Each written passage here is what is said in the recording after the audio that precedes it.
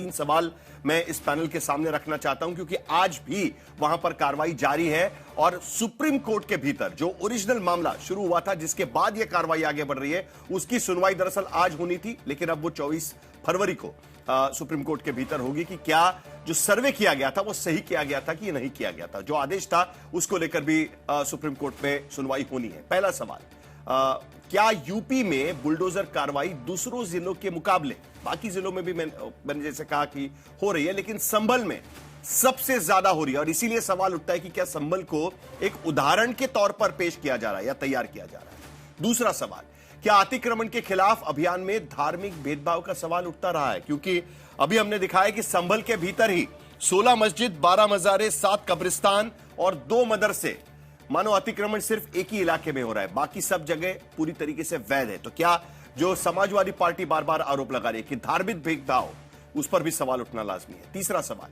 क्या संभल को सियासत की प्रयोगशाला बनाने का विपक्ष का आरोप जायज है, यह भी हमारा तीसरा सवाल रहेगा।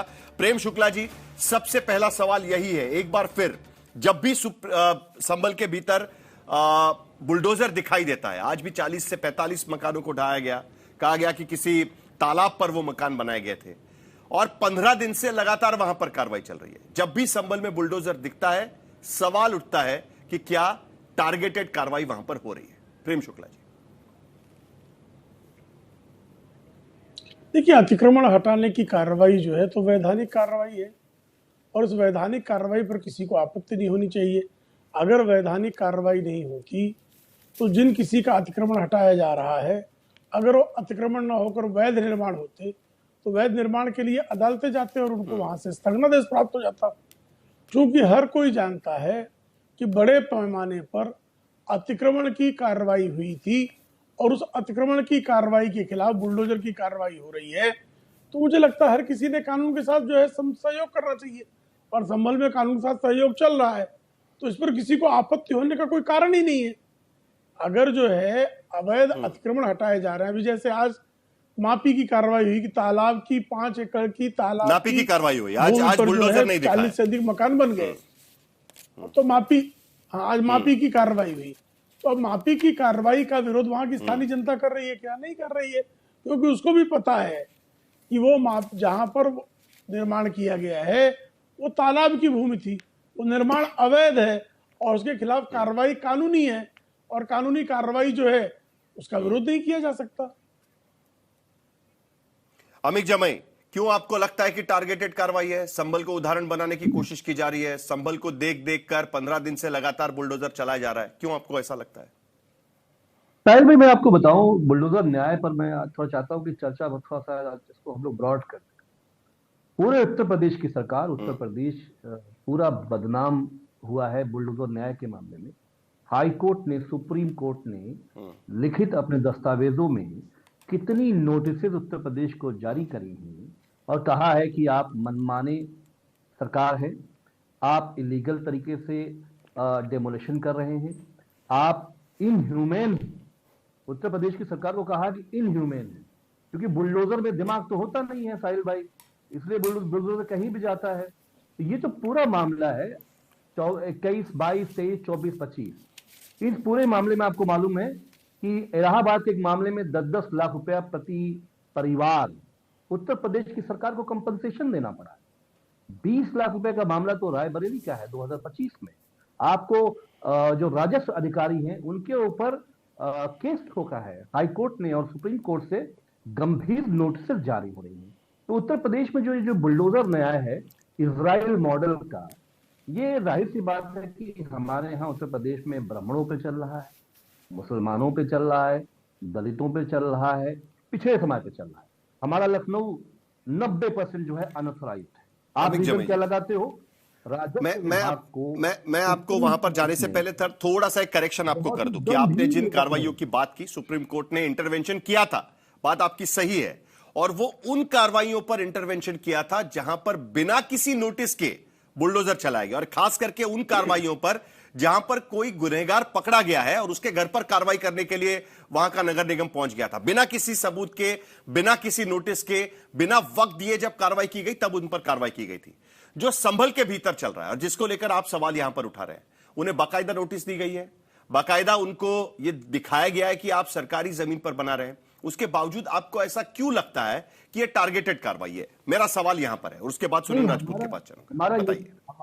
हमारा ये कहना है कि यूनिफॉर्म लॉ को यूनिफॉर्म बनाते हुए पूरे उत्तर प्रदेश में आप एक कैंपेन चलाइए और कहिए कि जहां पे तालाब है, जहां पे ग्राम पंचायत की जमीनें हैं, मंदिर हो, सड़क पे मंदिर हो, सड़क पे मस्जिद हो, कोई भी ऐसी चीज है, हम सीधे बुलडोज करेंगे। देखिए हमारे उत्तर प्रदेश में 2 मॉडल है बुलडोज के। एक तो जो संभल में चल रहा है, आपके टेलीविजन में पिछले 1 महीने से मैं सिर्फ मुसलमानों की मस्जिदें देख रहा हूँ, मुसलमानों की इबादतगाहें देख रहा हूँ। और एक उत्तर प्रदेश में जो हमारे यहाँ क्योटो था, क्योटो की तर्ज पे वाराणसी को बनाया जा रहा था। भाई क्योटो वाराणसी का जो तर्ज था वो ये था कि हमारी जो धार्मिक नगरी है वाराणसी, वहां की जो प्राचीन धरोहर इमारतें हैं उसको रिस्टोर करने का काम इंडो जापान कोलैबोरेशन में किया जाएगा। लेकिन जितने भी पुरातन वहां के धरोहर थे, मंदिरें थी, नरेंद्र मोदी जहां के लोकसभा का सांसद है, हमारे प्रधानमंत्री जी, वहां पे हर दिन मंदिरें शहीद की जा रही है, मंदिरें जमीन में धराशायी की जा रही है। अगर ये हमारी अभी सरकार होती उत्तर प्रदेश में नहीं तो अमित जमी जी, तो ये क्लैरिटी मैं आपसे लेना चाहता हूं प्रेम शुक्ला जी से जवाब लेने से पहले कि क्या इसका मतलब ये निकाला जाए, क्योंकि आपने बनारस का मुद्दा उठाया हुआ है, तो क्या इसका मतलब यह निकाला जाए कि यह कार्रवाई सिर्फ मस्जिदों पर नहीं चल रही है, तो बनारस के भीतर मंदिरों पर भी यह कार्रवाई की गई थी, तो क्या इसका मतलब यह निकाला जाए? फिर मिक्स नहीं होना चाहिए, इसके लिए क्लैरिटी लेना चाहता हूं, उसके बाद प्रेम शुक्ला जी जवाब देंगे इसका। जी बुलडोजर की जो दोनों कार्रवाइयां हैं, जो औरंगजेब आज का उत्तर प्रदेश का है, जो वाराणसी में हमारी मंदिरों को ढा रहा है, हम इसकी मुखालफत करते हैं। और जो भी ये कार्रवाई हमारे प्राचीन धरोहरों को, मंदिरों को तोड़ने की हो रही है, जैसे अयोध्या जी में तोड़ा गया, हम इसकी मुखालफत करते हैं। और रही बात संभल की, मुसलमान आपको क्यों नजर आते हैं संभल में? ब्राह्मणों का 3 साल में 300 इनकाउंटर किलिंग उत्तर प्रदेश में हुआ है। प्रेम शुक्ला जी बोल देंगे ना तो उत्तर प्रदेश में इनका टारगेटेड कार्रवाई। प्रेम शुक्ला जी जवाब। टारगेटेड कार्रवाई जी देखिए समाजवादी पार्टी को जाति और मजहब की राजनीति करनी है। किसी का भी एनकाउंटर जो है अपराधी होगा उसी का एनकाउंटर संभव है, किसी निर्दोष का एनकाउंटर संभव नहीं है। और उसमें भी जब एनकाउंटर तब होता है जब अपराधी की तरफ से पहले गोली चलती है, पहले अपराधी की तरफ से गोली चलती है, अपराधी की तरफ से पहले गोली चलती है। नहीं, ब्राह्मण लिट्टी चोखा की ब्रह्मभोज कर सकता है और ब्रह्मभोज में ब्रह्मभोज कर सकता है, ब्रह्मभोज कर सकता है, उसको लिट्टी चोखा खाने की जरूरत है? ब्राह्मण ब्रह्मभोज करता है, ब्राह्मण ब्रह्मभोज करता है, उसको लिट्टी चोखा खाने की क्या जरूरत? ब्रह्मभोज कर सकता है, ब्राह्मण ब्रह्मभोज कर सकता है। मैं हर साल ब्रह्मभोज करता हूँ, मेरा कल भी मैंने ब्रह्मभोज आयोजित किया है।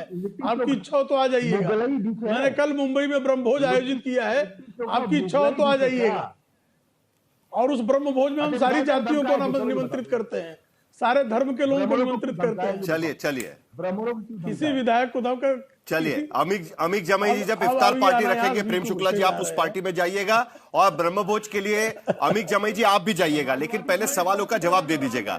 इस बात का जवाब तो जरूर दीजिएगा कि क्या टारगेटेड कार्रवाई चल रही है। प्रेम शुक्ला जी जल्दी से आपका जवाब, उसके बाद सुनील राजपूत के पास चलूंगा। चलिए। हाँ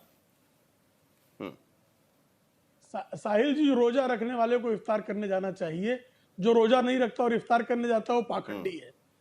तो मुझे जो है रोजा भी न रखे इफ्तार करने जाने की आवश्यकता नहीं है। एक बात, दूसरी बात जो है, चलिए मुद्दा वो नहीं है, अभी मुद्दे पर आएंगे। ब्रह्मभोज में जो है कोई भी आ सकता है, ब्रह्मभोज में कोई भी निमंत्रित होता है, उसके लिए रोजेदार होना। चलिए ये मुद्दा नहीं है हमारा, ये मुद्दा नहीं है। चलिए ब्रह्मभोज में जो है आ सकते हैं, कोई चिंता नहीं है। नहीं, इन्होंने उठाया इसलिए उसका उत्तर दे रहा हूं।